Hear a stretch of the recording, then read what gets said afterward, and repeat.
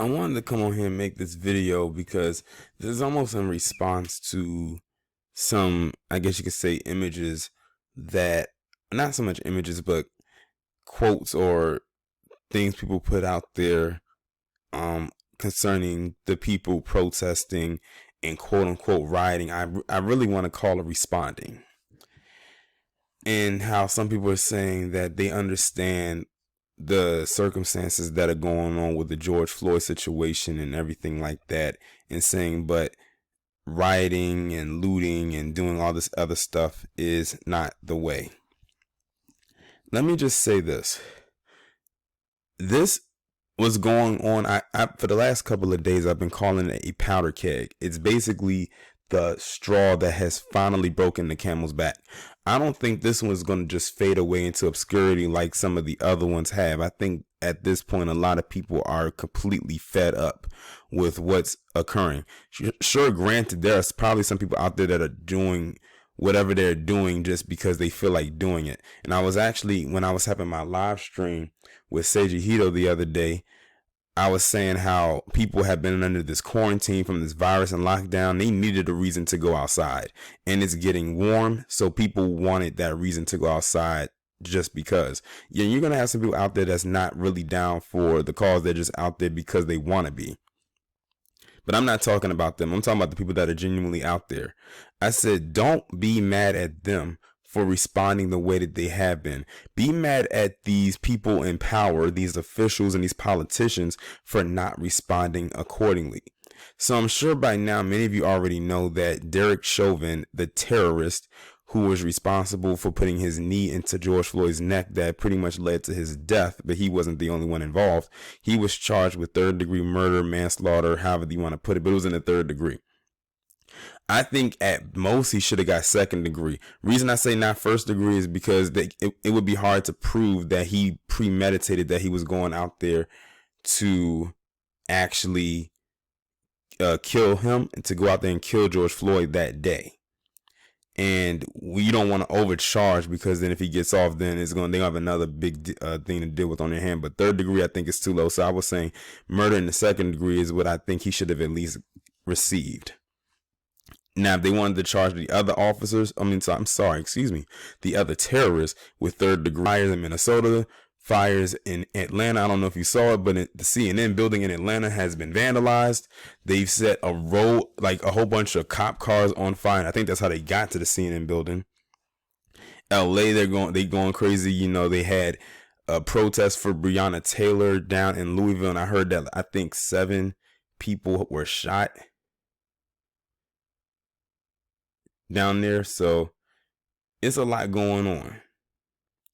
It's definitely a lot going on down there as we speak. But like I said, this is more of a response not only to George Floyd, but I think it's more also a response to everybody else.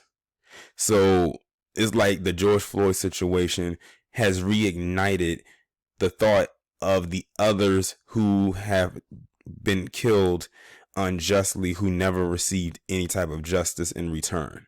And every time something like this happens, it just reignites it over and over again. But I think this time it really, really hurts, because we actually saw the death happening on camera this time. We actually saw the entire thing play out right in front of our faces. And I think that's what really, really got people really riled up.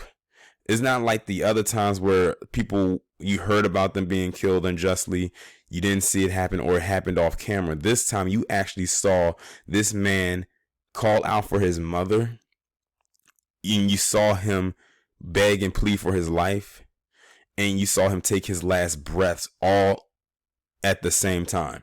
And that triggered something for people. That's why I said I think this one is the powder keg situation right here. And I think this is the one that really, really, really got people knee deep in their emotions, and rightfully so. That's why I think, a lot of people saying we need to think logically. People saying we need to think logically, take the emotions out of it. It's very hard to do, in my honest opinion. And then you have some people that probably are going to be logical and have their emotions attached to them as well, where they're doing both. But like I said, it's a very very interesting situation that we are in. But like I said, don't be mad at the protest. Well, the ones who are out there, who are genuinely out there for George Floyd. I'm not talking about the provocateurs or the agitators. We know they are in the mix. But I'm talking about the people that are genuinely out there. Don't be mad at them. Be mad at the politicians and the officials for not acting accordingly and swiftly with bringing the right charges to the people involved and getting them, because, you know, they were slack. It took them, what, 1 or 2 days to actually finally arrest him and then give him that very low charge. Like, murder in the third degree. He won't see real jail time should he actually be convicted. What, 1 or 2 years, if that? Then he'll be right back out. That's why I said he needs to at least be in the second degree. He can actually see real time behind that. That in my opinion carries more years. They said there's probably gonna be more charges, but we'll see. I will not hold my breath. But like I said, I truly believe this is what set it all off. And like I said, the reason people are upset and outraged behind this is because we saw him die right before our eyes. We literally watched him take his last breaths. The man was going through absolute pain and torture, and we saw all of that play out right in front of our eyes. The whole entire world did. And this is not really the time to try to tell people to calm down. You're only going to escalate their emotions and make them even more hostile towards you. Just let them get their emotions out right now until the dust settles, whenever that's going to be. And to be honest, I don't think it's going to slow down anytime soon. And especially since we're headed right into the summer months. Like, we are right at the summer months. By the time this video comes up, it'll be June, most likely.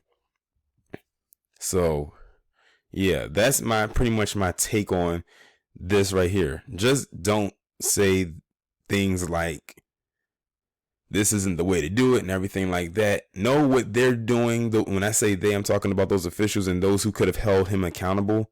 They're not doing what they're supposed to do. They're not responding the way they should have been. And to be honest, it didn't begin with Derek Chauvin, and it's not going to end with him, because there's going to probably be some more that's going to come up, and they're going to do the same exact thing with them. It's just the thing that when it comes to the boys in blue, especially if they look like a Derek Chauvin, they're going to continue to protect them. That's why many people have compared law enforcement to gangs and terrorist groups. But because they're cops, they will never get that label, even though they are more deserving of it than probably even some gangs that we are familiar with.